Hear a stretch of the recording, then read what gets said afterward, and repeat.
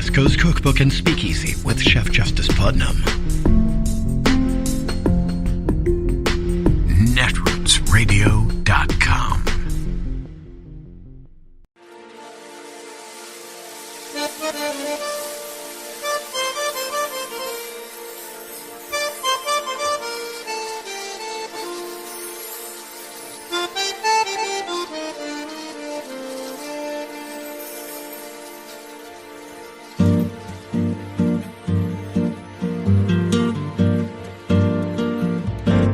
Je voudrais du soleil vert, des dentelles et des théières, des photos de bord de mer, dans mon jardin d'hiver. Je voudrais de la lumière, comme en Nouvelle-Angleterre. Je veux changer d'atmosphère, dans mon jardin d'hiver. Ma fleur sous la pluie de novembre, tes mains qui courent, je n'en peux plus de t'attendre. Les années passent, il est loin, là je tombe. Nul ne peut nous entendre. Je voudrais du Fred Astaire, revoir un latte. Can't imagine you ever saying, bring me some of the boxes that we brought back from the White House. I'd like to look at them. Did you ever do that? I would have the right to do that. There's nothing wrong with it. But I know you, I don't think you would do it. Well, I don't have a lot of time, but I would have the right to do that. Right. I would do that. There'd be All right, let me move on. Remember this. Yeah. This is the Presidential Records Act. I have the right to take stuff. Do you know that they ended up paying Richard Nixon, I think, $18 million for what he had? They did the Presidential Records Act. I have the right to take stuff. I have the right to look at stuff. Oh, my God. Joe, that's the famous interview from March 27th where Sean Hannity was trying to coach Donald Trump out of an indictment, out of implicating himself. But he indicts and himself. Donald Trump went in again and again and again. And we'll talk to Chuck Rosenberg about this, but he keeps citing the Presidential Records Act. He did it in that CNN town hall a couple of weeks ago when he said infamously, I took what I took, saying, yes, I did take all those classified documents. He's completely wrong. He either doesn't understand the Presidential Records Act or is just lying about it. But that interview was something. Well, he understands it. There's been testimony that he understands it extraordinarily well. He actually walked through it with several people who have testified about how much he understands the process of classification and declassifying. He just, well, there's just no way, but he's just not that smart. He's really not. I mean, if he's a fascist, he's like a Hogan's Heroes, like a guard type of fascist. He's just not that smart. I mean, the thing is, the guy says George Conway, like Sean Hannity is saying, I know you wouldn't commit a crime. I can commit a crime if I want to. Okay, but Mr. President, I know you wouldn't commit this crime. I can commit that crime if I want to. Aye. Sean Hannity says, okay, let's move on.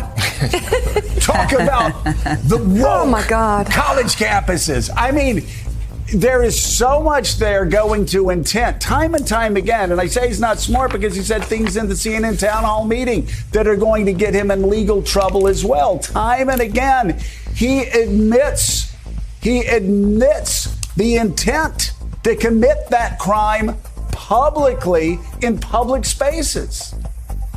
Well, that's absolutely right. And the best evidence that he has created, the best evidence against him is evidence that he has created by having the documents in his office, by having the documents in his home, by talking to lawyers who then try to get them to commit illegal acts and them refusing, and then a court holding that basically that there is no attorney-client privilege because of he was trying to commit criminal acts. And you're right, he's just absolutely not bright at all. He's a dope, but he is a stubborn dope, and that's the reason why he's here today. Mm-hmm. And he had every opportunity, as we've been pointing out, to give these documents back. If he had invited over to Mar-a-Lago in the middle of last year, a year ago, we would not be here today. We might not have even heard about the incident because it would have been just viewed as,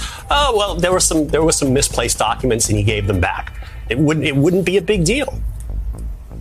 So, Chuck Rosenberg, there's such a fog of disinformation just flowing from so many sources over the last 12 hours or so about why this happened, what happened. Oh, it's just like what Joe Biden did. No, it's not. And we can get into that. It's Joe Biden going directly after his political opponent. No, we just explained why that's not true.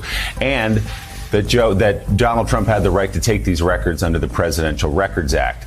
That is just not true. We've explained that many times over the last few months. Can you explain, because we do have to reestablish the facts here, can you explain what the Presidential Records Act does say and what it does not say? Sure, Willie. So it is important to establish the baseline. The Presidential Records Act requires that presidents return to the American people through the National Archives documents generated by their administration. This routinely happens at the end of a presidency.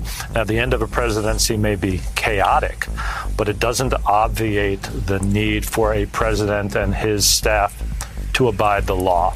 And the law holds that the records of a presidential administration do not belong to the individual president. They belong to the American people, and the National Archives is the caretaker on our behalf. By the way, to George's point, I think it's an important one. Without the obstruction, without counseling witnesses to lie, without hiding documents, without concealing evidence, you may not have a case at all. All of that underscores a defendant's guilt, his intent.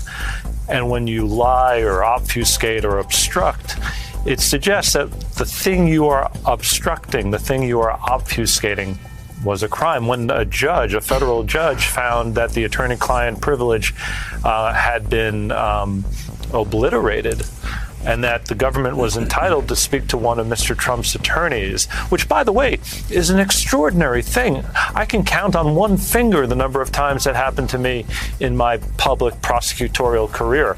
That's an extraordinary thing, to allow the government to peek behind that curtain. It's because there were underlying acts of obstruction. And so the Presidential Records Act is clear. The records belong to the American people, not to the president. And trying to obstruct NARA, the National Archives, in its work to retrieve the documents and then counseling witnesses to lie is a serious, serious federal crime. Yeah, Mika, I'm communicating with Richard Haas, our golf correspondent. Yeah. And young Richard asks this. He says, one big question mystery. Why did Trump take and hold the documents? No. What was the motive? Why would he do that? Why? The answer goes back to the first thing we said, is he's a dope, right? But also, more to the point, and this is what he hasn't understood. He doesn't understand where he is now, what arena he's just walked into the middle of, okay? He thought they were his. And he thought that nobody could tell him they weren't his. And even though he knew he was violating the law, he thought, as a bully, that he could hold the documents, that he could keep the documents. This is a guy that's bullied people his entire life. He's always stayed 5 minutes away from imminent destruction. And he survived it his whole life. And so he thinks this is just like fighting the New York Post, leaking documents to the New York Post about how he's great having sex. He thinks this is leaking to the Daily News, changing his name so they could say, oh, that Donald Trump is a man about town. And what name did he use to be that publicist? John Miller. John Barron. John Miller. John Miller. He thinks that this is like the Mueller report, that he can just push all of this aside and lie. And I'm serious. He's been doing this since the mid-1970s, and he's gotten away with it. Any lawyer will tell you, if they're a dumb country lawyer like me especially, there's a reason to stay away from the federal courthouse. whenever possible. Yeah. I mean, it's frightening when you walk through those stores. It's all business. It's the reason Giuliani would lie outside and make all of these outrageous claims about stolen elections and go inside. The federal judge would say, are you suggesting there's widespread fraud in this election? And Giuliani would go, no, sir. No, sir, I am not. Trump thought he could bully people. He's now going to find out, and he's going to be delivered the harshest lesson of his life, that you can't bully federal judges. You can't bully the feds themselves. And he's going to pay for this. He may pay for it with his liberty unless he cops a deal. He's going to have to plea, or I'm predicting he's going to get charged and very likely will spend time in jail. It is Friday, the 9th of June of 2023, and you are in West Coast Cookbook and Speakeasy. I am your chef de cuisine, Justice Putnam. Gunner, the English bulldog, is our snoozing sous chef. Precious, the little Yorkie, is our door girl, and she will be seating you directly for our very special daily special, Blue Moon Spirits Fridays, because we are all Nighthawks in the Diner of Life. And we are, yes. Well, I guess we can raise our glasses high in a toast of, well, I don't know, a new beginning? Jeez, let's hope so. And I guess that new beginning may constitute some rather ridiculous outrage by the organized mob party. I think that's what they really are. They are a criminal enterprise, and they want to elevate who they think is the criminal of their choice. Wow. You know, they kept saying that everybody's crooks, and they made sure their guy was a crook. Jeez. And then they get all angry at us because we don't want crooks. We actually jail our crooks, and if they're not crook enough, we just kick them out of the, political process. These people, they look at running for office as a way to keep from being tried for a crime. I just don't get it. We allow this? Is this what we're going to allow? All right. Well, to know the tenor of these people's mindset, one has to acknowledge all politics are local. And I got into a little tete-a-tete with a local secessionist who wants to carve out a part of Oregon and call it Greater Idaho. What? It's going to be parts of Idaho, so they can be part of Idaho, but a greater part of Idaho, apparently. And it encompasses the rural states or the rural counties of Oregon. Not all of them. They're still trying to get the votes. They won this last little county by 7 votes.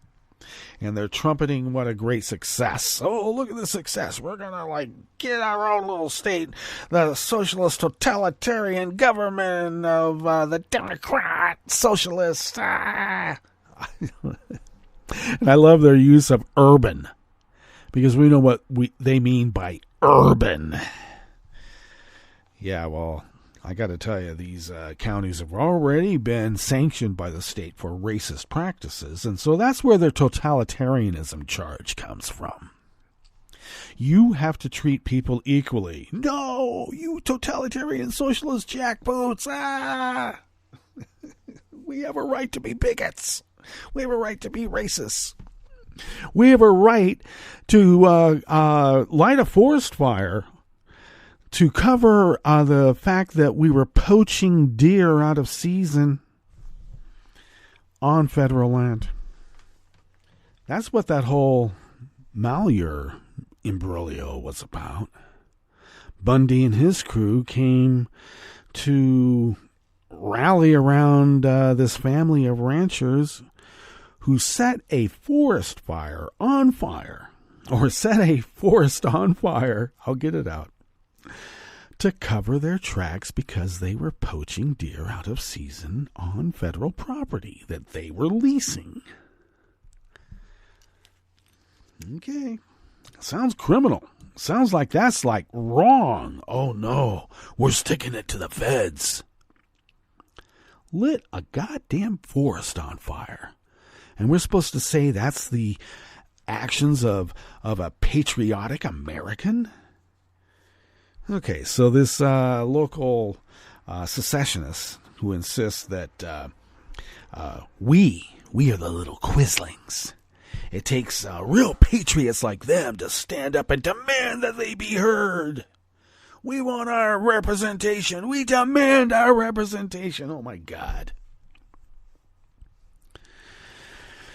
So then this fellow wants to lecture me. He wants to educate me on his idea that they consider to be fact. This is a republic. It's a representative republic. It's a representative democracy. Hamilton called it a representative democracy, so shut up. Oh, yeah, but look at the, this one clause in the Constitution, where it says that the state will be run as a republic. Yeah, well, it was never defined either, was it? And then we can go to the Federalist Papers to find out a little bit about what they thought a republic in the states would encompass. Now, of course, we know that a Republican form of government has Constitution, which we do. But a representative democracy says the majority rules, and that's what this secessionist cannot stand, is the fact that majority rules. When they say that they have an outsized population that's not being represented, yes, you are. You're just not politicking correctly. If you want people in those so-called urban environments to see the error of their ways and to vote the way that you see fit, maybe knock on a few doors, canvass, campaign, make your grievances known. Get the votes. They're upset because it's those people telling us how to live. Yeah, you cannot set a forest on fire to cover your tracks when you're poaching wildlife. Wrong, wrong, wrong. And they go, oh, you're a jackboot socialist telling us how to live our lives. Hey, let me tell you, you're not just living your life. The actions of your, or the results of your actions impact other people. Let alone what the Constitution says about property, especially when it's theirs. Okay, we could go on that rant for a while. And we could also talk about the SCOTUS decision in which they decided not to gut the rest of the Voting Rights Act. But I keep telling everybody, they give us a carrot, then they beat us with a stick in the next rulings. So I'm waiting for that. Okay. You get to vote, but you're going to be 3/5 of a person. Hopefully, one of the rulings is that they're not going to go back to making black people 3/5 of a person. But I don't know. Clarence Thomas could write the majority decision on that one. You know he will. Okay, what do we have in store for you here on this fabulous Friday? Blue Moon Spirits Fridays, by the way, at West Coast Cookbook and Speakeasy, because that's where we are. Well, on the rest of the menu, the FBI arrested the Texas businessman linked to the impeachment of Ken Paxton. He's the Attorney General. Joe Biden picked a longtime transportation official as acting head of the Federal Aviation Administration, and it's a woman. And you know what MAGA's going to say about that. Oh, no, can't have it. And here's some great news. Juneteenth is now recognized as a state holiday in Nevada. After the break, we move to the chef's table, where the United States Agency for International Development suspended all food aid for millions in Ethiopia after an investigation found widespread theft. And Malaysia and Indonesia have ended their 18-year-long sea border disputes. All that and more on West Coast Cookbook and Speakeasy. Bon appetit.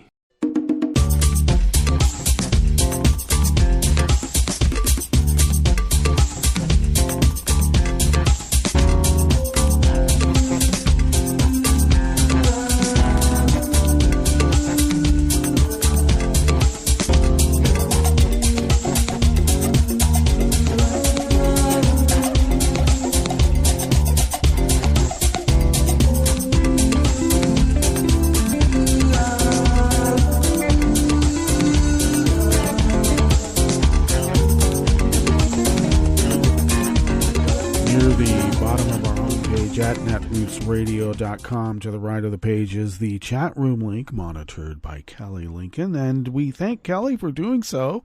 Across the page from that chat room link, to the left, by the way, near the bottom of our homepage at netrootsradio.com, is the link to our Patreon page. And if you could become a recurring Patreon of Netroots Radio, and maybe if you could afford to send us what you might spend on, well, I don't know, how about an espresso-type coffee drink, for instance?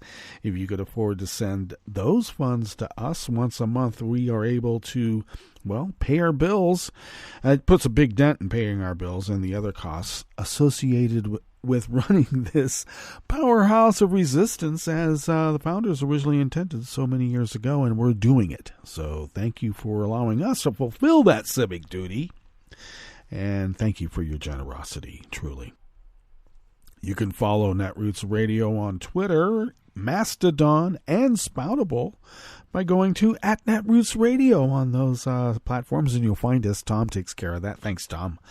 You can also follow me on Twitter, Mastodon, and Spoutable at Justice Putnam. I incidentally post the show notes and links diary 10 minutes before showtime on Daily Coz, and you can always find the show notes and links for all the diaries by going to my social media feeds, and the links will be there, and then you can find the links.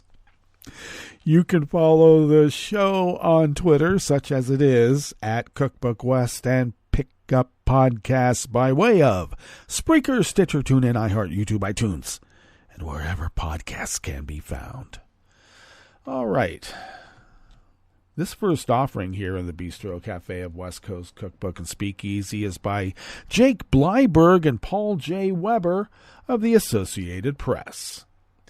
The FBI yesterday, and that was Thursday, by the way, arrested a businessman at the center of the scandal that led to Texas Attorney General Ken Paxton's historic impeachment, a move that came amid new questions about the man's dealings raised by financial records the Republicans' lawyers made public to try to clear him of bribery allegations.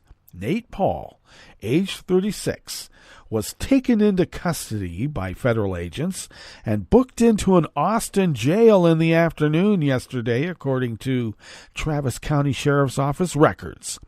It was not immediately clear what charges led to his arrest, but the record showed he was being held on a federal detainer for a felony. Paul's arrest followed a years-long federal investigation into the Austin real estate developer, a probe that Paxton involved his office in, setting off a chain of events that ultimately led to his impeachment last month. Lawyers for Paul did not immediately respond to requests for comment, because when do they ever? When does any of them do? One of Paxton's defense attorneys, Dan Codgel, said he had no additional information on the arrest, and the FBI declined to comment because they never do. That's their job. They do their job and they don't comment. Not now, at least. FBI agents examining Paul's troubled real estate empire searched his Austin offices and palatial home in 2019. The next year, 8 of Paxton's top deputies reported the Attorney General to the FBI on allegations of bribery and abusing his office to help Paul, including by hiring an outside lawyer to examine the developer's claims of wrongdoing by federal agents.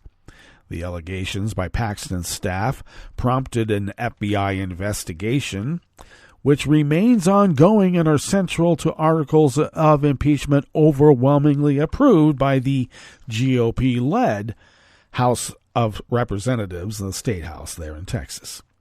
On Wednesday, Paxton's defense team showed a packed room of journalists a bank statement that included a 2020 wire transfer reportedly showing him, and not a donor, paying more than $120,000 for a home renovation. The wire transfer was dated October 1st, 2020, the same day Paxton's deputies signed a letter informing the head of human resources at the Texas Attorney General's office that they had reported Paxton to the FBI. The $121,000 payment was to Cupertino Builders, whose manager was an associate of Paul. That company did not incorporate as a business in Texas until more than 3 weeks after the transaction took place. A company of the same name was formed in Delaware in April of that year, although public filings there do not make clear who is behind it. Last year, a court-appointed overseer for some of Paul's companies wrote in a report that Cupertino Builders was used for fraudulent transfers from his business to Narishma Raju Saiguraju, who was convicted of fraud in California in 2016. The report described him as Paul's friend. Paul, who also employed a woman with whom Paxton acknowledged having an extramarital affair, has denied bribing Paxton. In a deposition, Paul described Saiguraju as an independent contractor and said he didn't really remember how they first met. Now, the timing of the payment and the identity of who was paid for renovations at Paxton's home in Austin was not publicly known before his new legal team held a news conference Wednesday in which they put financial documents on a projector screen while criticizing the impeachment. They were first reported by the Wall Street Journal. Tony Busby, a prominent Houston attorney who was hired by Paxton over the weekend and led the news conference, said by email that receipts clearly demonstrate Paxton paid for the repairs. He did not address questions about the timing of the payments or of Cupertino Builders.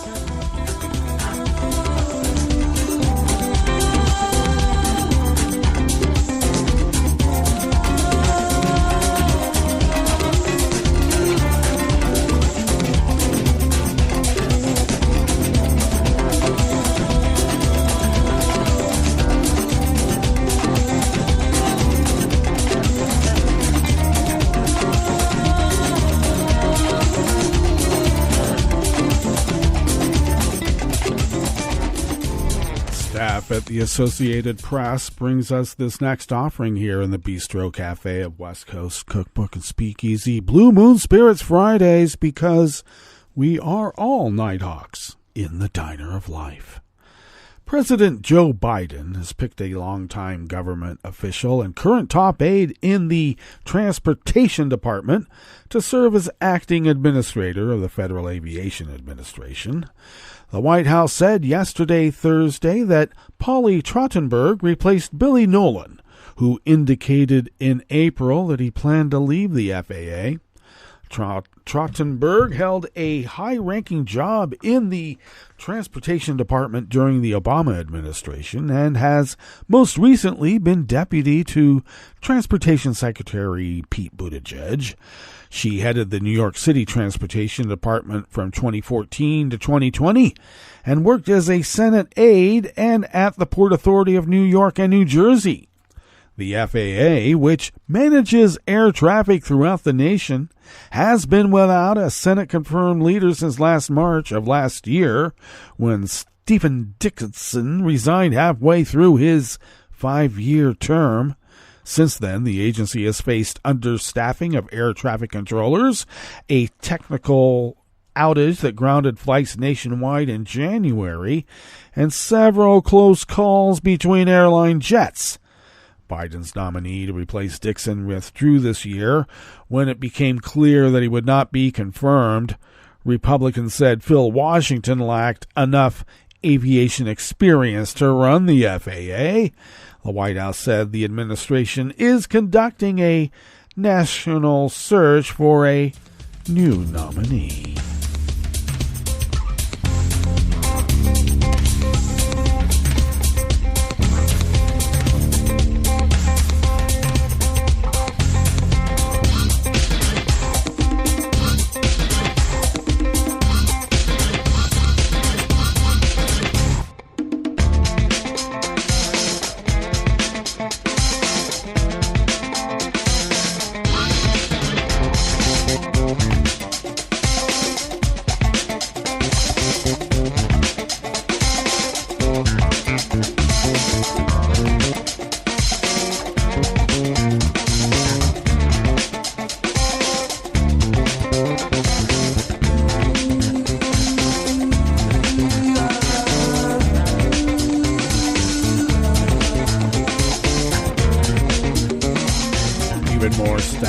Associated Press brings us this final offering here in the Bistro Cafe of West Coast Cookbook and Speakeasy. Juneteenth is now a state holiday in Nevada, which is joining a growing number of states, including Texas, New York, Virginia, and Washington, that honor the day when the last enslaved people in the United States learned they were free. Republican Governor Joe Lombardo signed the bill into law yesterday, Thursday, elevating the June 19 holiday from a day of observance to a state holiday, meaning many state employees can take the day off. It now joins holidays including New Year's Day, Veterans Day, July 4th, Labor Day, Nevada Day, and Christmas. The measure passed by votes of 40-1 in the state assembly and 19-2 in the state senate. As the first state to ratify the 15th Amendment, we gave African Americans the right to vote. Nevada has a long and proud history of supporting civil rights, said Democratic Assemblywoman Claire Thomas, one of the bill's sponsors. By designating Juneteenth as a state holiday, Nevada continues to honor that legacy and celebrate the progress that has been made in the fight for equality. The celebration stems from when news of the slavery abolition reached Galveston, Texas in 1865, 2 years after President Abraham Lincoln's Emancipation Proclamation ended slavery in the U.S., and 5 months after the 13th Amendment signing, which declared all enslaved people free. The annual celebration started in Texas, but spread as black Texans moved elsewhere. Hundreds of companies also give employees the day off. In 2021, President Joe Biden signed a bill passed by Congress to make Juneteenth as a federal holiday. All right, that brings us to our break. And when we get back from that break, we will go through weather from around the world, and we will finish up with the stories that we've curated for you today. You are listening to West Coast Cookbook and Speakeasy, and we will be right back. You are listening to netrootsradio.com. Please hang up and try again.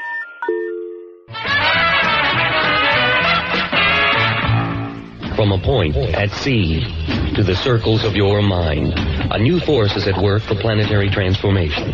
New radio for a new Earth.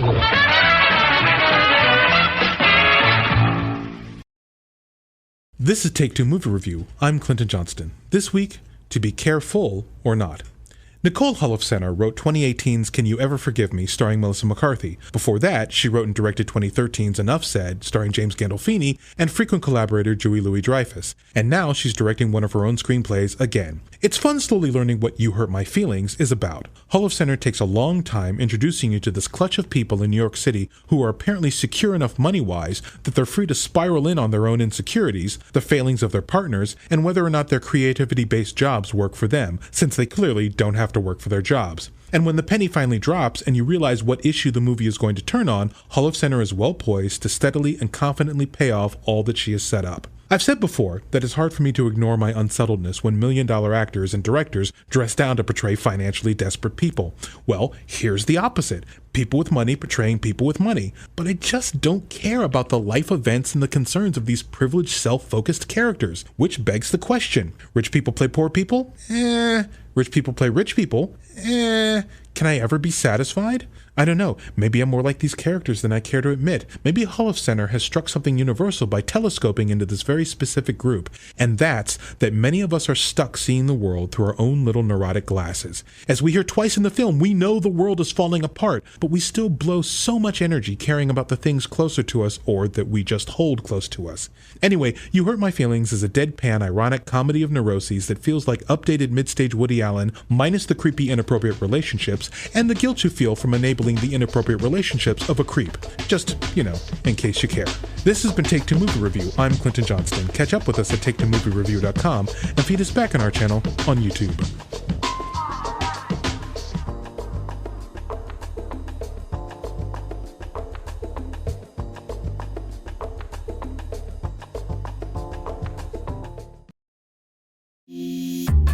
This program is presented by the Centers for Disease Control and Prevention. Arthritis is common among veterans. Traumatic and overuse injuries during active duty are risk factors for developing arthritis. Fortunately, there are low-cost or no-cost strategies that can help veterans manage arthritis. Physical activity can reduce pain and improve function. It can also help improve mood and play a role in managing other chronic conditions, such as heart disease, diabetes, and obesity. You can do low-impact activities such as walking, biking, swimming, and water aerobics, all good forms of exercise.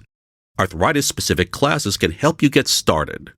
Information on classes, exercise programs, and tools are available at cdc.gov/arthritis.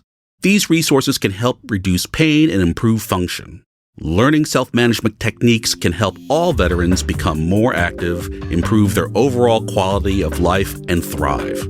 For the most accurate health information, visit cdc.gov or call 1-800-CDC-INFO. This program is presented by the Centers for Disease Control and Prevention.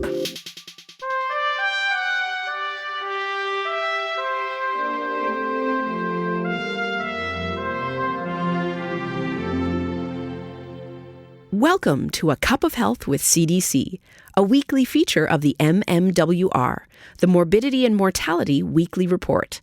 I'm your host, Dr. Kathleen Dooling. Occasional aches and pains are an expected part of life, but for many people, pain is a constant companion. Dr. Chad Helmick is with CDC's National Center for Chronic Disease Prevention and Health Promotion. He's joining us today to discuss ways to manage chronic pain. Welcome to the show, Chad. Thank you. Chad, how many people in the U.S. suffer from chronic pain? In 2016, 50 million adults had chronic pain, which is pain on most or every day in the past 6 months. More interesting, though, is that 20 million people have high-impact chronic pain, which is chronic pain that also limits their work or life activities on most or every day in the past 6 months. This is a problem because chronic pain is associated not only with symptoms, but with anxiety and depression, reduced quality of life, and the risk of opioid problems. What are the most common causes of chronic pain? The most common causes generally relate to bones and joints, like low back pain and arthritis, but there are many other causes: headaches, sickle cell disease, fibromyalgia, surgery and injuries, and many, many others. Is chronic pain more common in any particular group of people? Yes, it occurs at all ages, but it's more common in older middle-aged adults and in the oldest 85 and older.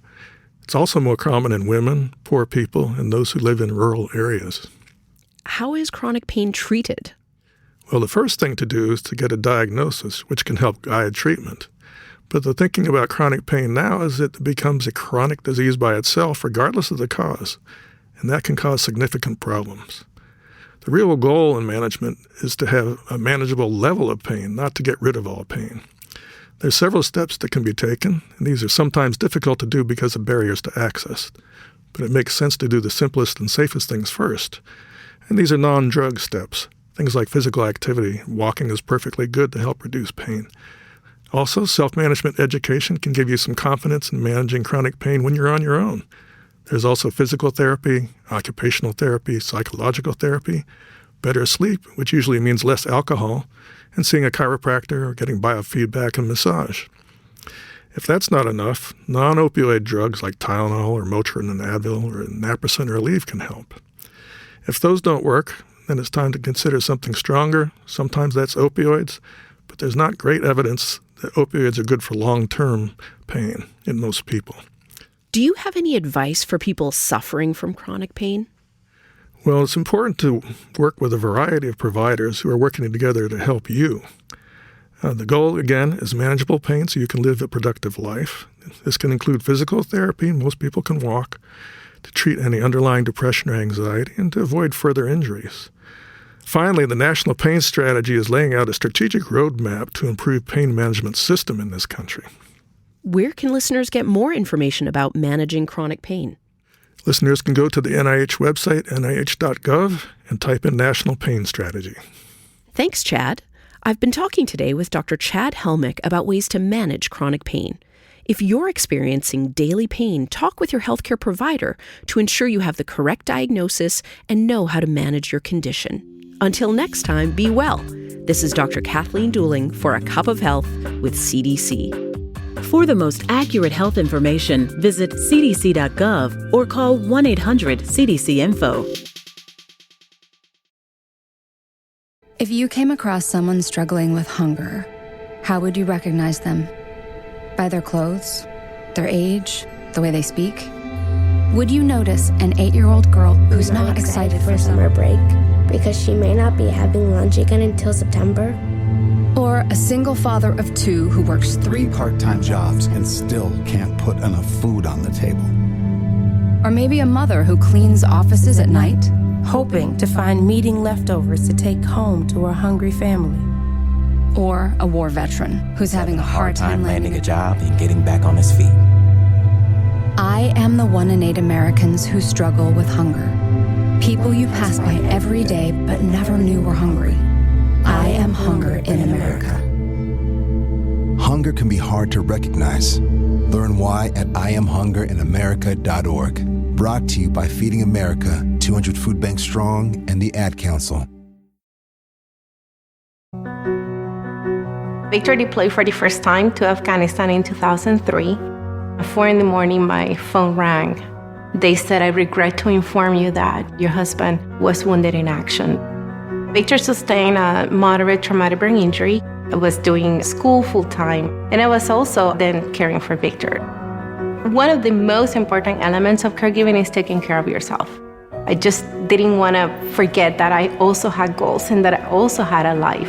What I did is I challenged Victor to meet me halfway.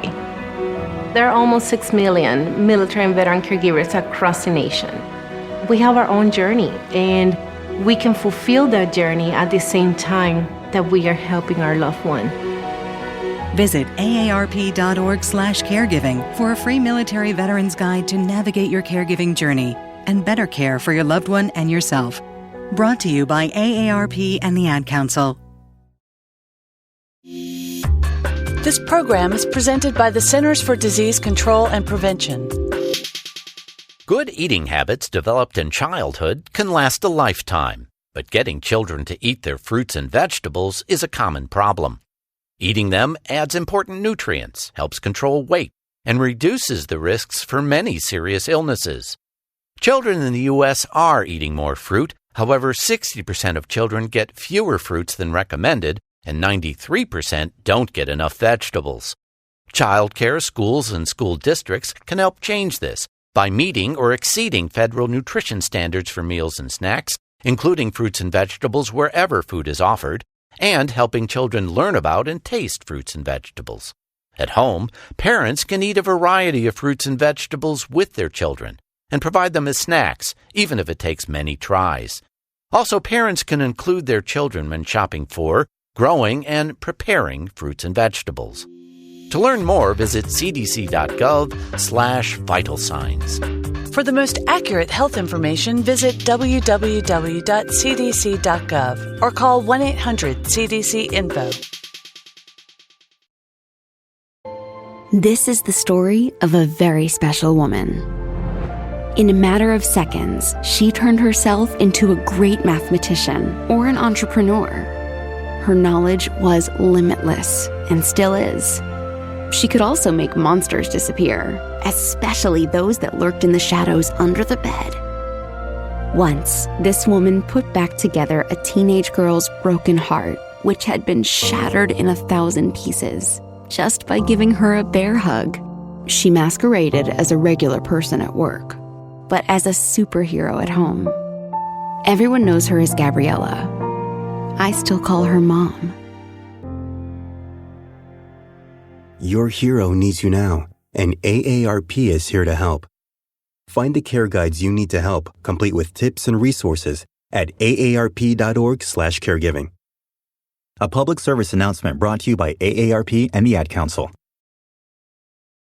We're the Goo Goo Dolls. We're fortunate that our daughters have what they need to grow and learn. But that isn't the case for nearly 13 million kids in the U.S. that struggle with hunger. Childhood hunger is a heartbreaking reality that Feeding America is working to change. Each year, the Feeding America network of food banks rescues billions of pounds of good food that would have gone to waste and provides it to families and children in need. You can help kids in need in your community by visiting feedingamerica.org. Brought to you by Feeding America and the Ad Council. Hi, I'm Tom Hartman, and since you're listening to netrootsradio.com, show your progressive side and go to the donate button on the bottom of the homepage. It's progressives like you who power Netroots Radio and keep the progressive message beaming everywhere 24 hours a day. Just go to our donate button at the bottom of netrootsradio.com. Thank you for keeping progressive radio at full power.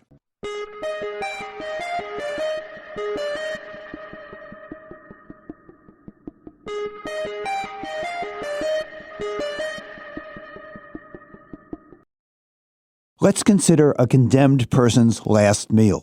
I'm Bill Newman, and this is the Civil Liberties Minute. In June 2000, Michael Tisius, age 19, fatally shot 2 guards during a botched jail escape. 23 years later, in June 2023, the state of Missouri executed him for those homicides. He was 42. Before the execution, the man who was primarily responsible for the crime revealed how he had manipulated Tisius into attempting the jailbreak. That revelation didn't matter. And 5 jurors who voted for death petitioned to have the death penalty changed to life without parole. That petition didn't matter. And it came to light that another juror could not read or write contrary to state law, which also didn't matter. And over the past quarter century in prison, that previously homeless teenager had changed a lot. In his final statement, he said, "I really did try to become a better man. I wish I could have made things right while I was here." For the legal system, none of that mattered. Part of the ritual of execution in America is to report on the condemned person's last meal. For his last meal, Michael Tisius had a bacon cheeseburger, fries, both curly and regular, and a chocolate shake. And then the state government, for crimes committed at age 19, proceeded to kill someone who had killed someone in order to prove that killing someone is wrong. The Civil Liberties Minute is made possible by the ACLU, because freedom can't protect itself. I'm Rick Smith, and this is Labor History in 2. On this day in labor history, the year was 1954. That was the day that marked the public downfall of Wisconsin Senator Joseph McCarthy. Senator McCarthy had become the public face of anti-communist hysteria during the Cold War. He used his position as senator to make wild accusations against alleged communists in the U.S. government. He ruined careers and ramped up public fears of a menacing communist threat. Public officials, labor leaders, university presidents, and Hollywood stars and directors all became potential targets of the Red Scare. The hysteria took a particular toll on the labor movement. In 1946, Congress overrode President Harry Truman's veto and passed the Taft-Hartley Act. The act required that all union leaders sign an affidavit that they were not communists. Those with ties to the Communist Party, or those who simply refused to sign the loyalty pledge on principle, faced expulsion from the labor movement. The communist purges ripped the labor movement apart, expelling some of the most progressive and radical leaders.